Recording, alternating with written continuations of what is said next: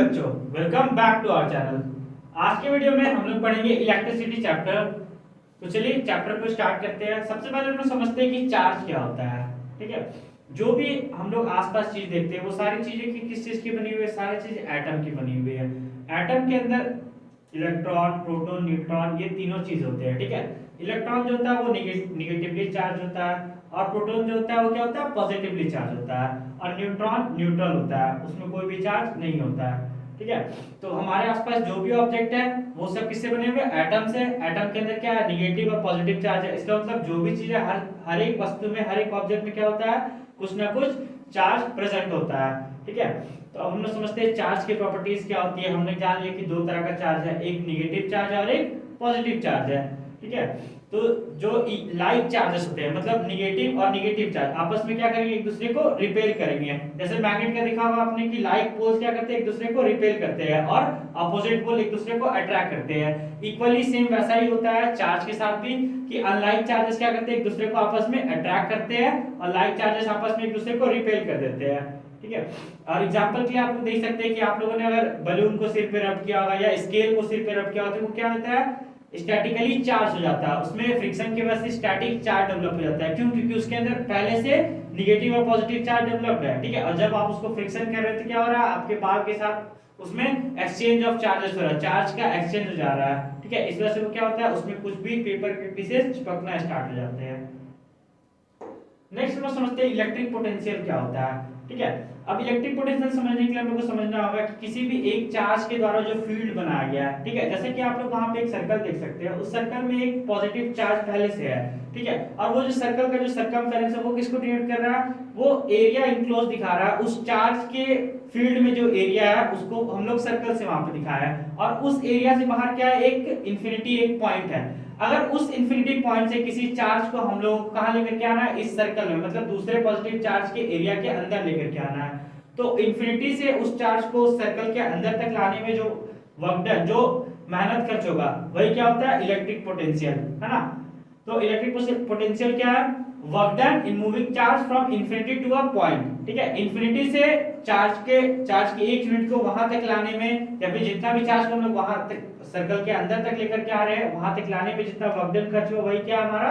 Electric potential. Electric potential का unit होता है जूल। ठीक है, इसका formula volt is equal to work by charge, V is equal to W by Q। Okay, अब हम लोग समझते हैं कि पोटेंशियल डिफरेंस क्या होता है। अब हम लोगों ने इंफिनिटी से उस सर्कल के अंदर तक हम लोग ले आए, इंफिनिटी से चार्ज के हम लोग एरिया के अंदर ले आए हैं, उस पॉइंट तक ले आए हैं चार्ज को। ठीक है, अब उस पॉइंट से अगर दूसरे पॉइंट तक हम लोग चार्ज को लेकर के जा रहे हैं, तो वहां तक में जो वर्क डन हो रहा है वही हमारा क्या कहलाता है? Potential difference. ठीक है, पॉइंट ए से पॉइंट बी तक ले जाने में चार्ज को जो वर्क डन करना पड़ रहा है हमें, वो क्या कहला रहा है? हमारा पोटेंशियल डिफरेंस। पोटेंशियल डिफरेंस नापने के लिए हम लोग जो डिवाइस का यूज करते हैं उसको हम लोग कहते हैं वोल्ट मीटर। और वोल्ट मीटर किसी भी सर्किट में, सर्किट के पैरेलल लगाया जाता है। ठीक है, आगे हम लोग समझते हैं कि हाई पोटेंशियल और लो पोटेंशियल क्या होता है। अब पोटेंशियल का मतलब क्या हुआ?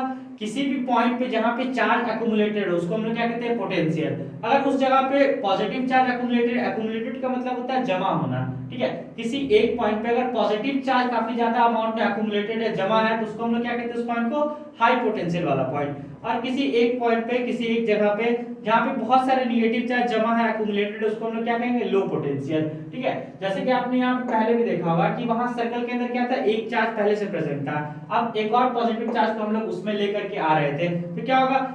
लाइक चार्ज एक दूसरे को रिपेल करेंगे। वर्क डन, मेहनत क्यों खर्च हो रहा है वहां पे? चार्ज को इंफिनिटी से उस पॉइंट तक लाने में, या फिर एक पॉइंट से दूसरे पॉइंट तक पहुंचाने में, क्योंकि वहां पहले से एक चार्ज प्रेजेंट है। वो चार्ज क्या कर रहा है? दूसरे चार्ज को रिपेल कर रहा है। ठीक है, इसलिए वर्क डन करना पड़ रहा है हमें, मेहनत, एनर्जी उसमें खर्च करना पड़ रहा है उसको एक जगह से दूसरी जगह तक ले जाने में।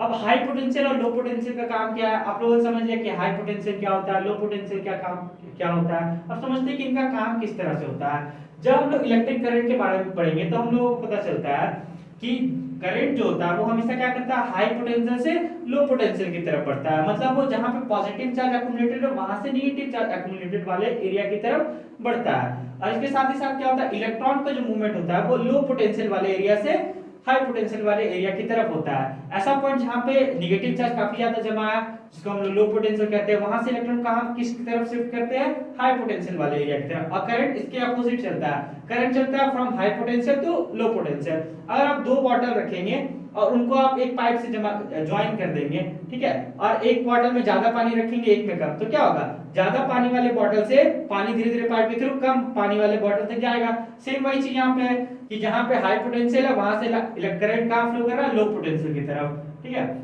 और करंट को नापने के लिए हम लोग कौन सा डिवाइस का यूज करते हैं, एमीटर का, ठीक है। और एमीटर को किसी भी सर्किट में सीरीज में लगाया जाता है, और करंट का एसआई यूनिट भी क्या होता है, एम्पियर होता है। अब इलेक्ट्रिक करंट क्या है, ये हम लोगों ने समझ लिया कि rate of flow of charge, जिस रेट से क्या हो रहा है, चार्ज फ्लो कर रहा है, ठीक है। किसी भी कंडक्टर में जिस रेट से चार्ज फ्लो कर रहा है उसको हम लोग क्या कहते हैं, करंट कहते हैं।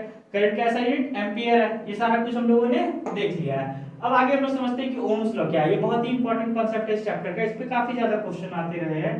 तो ओम्स लॉ क्या होता है कि जो भी पोटेंशियल डिफरेंस, जो इलेक्ट्रिक करंट होता है, वो पोटेंशियल डिफरेंस पे डायरेक्टली प्रोपोर्शनल होता है। मतलब क्या, किसी भी कंडक्टर में अगर एक पॉइंट से दूसरे पॉइंट के बीच में पोटेंशियल डिफरेंस ज्यादा है, इसका मतलब उसमें करंट भी काफी ज्यादा तेज फ्लो होगा, है ना। पोटेंशियल डिफरेंस मतलब समझ रहे हैं आप लोग ना, कि एक जगह वर्कडन जितना ज्यादा लग रहा है, मतलब जितना ज्यादा रिपेलमेंट का फोर्स लग रहा है वहां पे, उतना उसका ज्यादा वर्कडन है चार्ज को एक जगह से दूसरी जगह तक ले जाने में, है ना। तो जिस कंडक्टर में पोटेंशियल डिफरेंस जितना ज्यादा होगा उतना ही ज्यादा उसमें क्या होगा, इलेक्ट्रिक करंट का फ्लो भी होगा, ठीक है।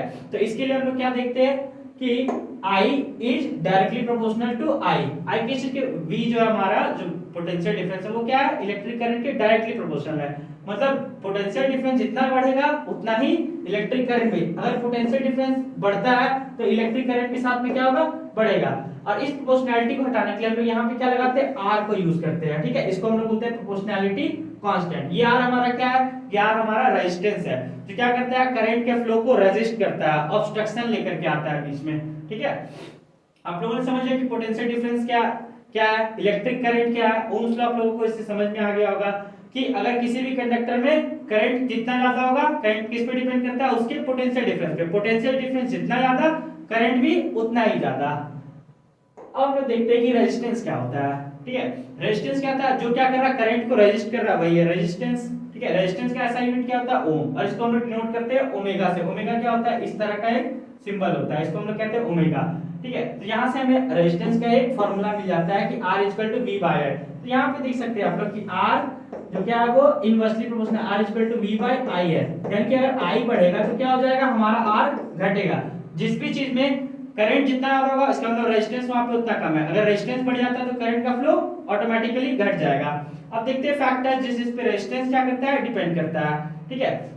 रेजिस्टेंस जो हमारा है वो लेंथ ऑफ कंडक्टर, जिस वायर से, जिस कंडक्टर से करंट पास हो रहा है उसके लेंथ पे डिपेंड करता है। किस तरह से डिपेंड करता है, डायरेक्टली प्रोपोर्शनल होता है। अगर किसी कंडक्टर का लेंथ बढ़ेगा तो ऑब्वियस सी बात है कि उसका रेजिस्टेंस भी बढ़ जाएगा। और उसका अगर क्रॉस सेक्शनल एरिया बढ़ जाता है तो क्या हो जाता है कि R is inversely proportional to cross sectional area. अगर किसी कंडक्टर का क्रॉस सेक्शनल एरिया मतलब उसकी मोटाई, उसका जो वॉल्यूम है वो बढ़ जा रहा है, इसका मतलब क्या होगा, रेजिस्टेंस घट जाएगा।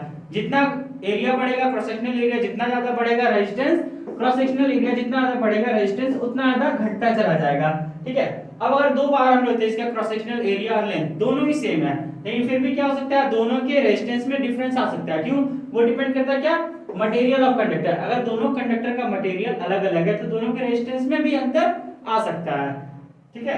नेक्स्ट जो हमारा फैक्टर है वो क्या है, टेम्परेचर। अगर जैसे जैसे टेम्परेचर बढ़ता है, रेजिस्टेंस क्या होता है, टेम्परेचर के डायरेक्टली प्रोपोर्शनल होता है। अगर टेम्परेचर बढ़ेगा तो रेजिस्टेंस भी बढ़ जाएगा, टेम्परेचर घटेगा तो रेजिस्टेंस भी घट जाएगा।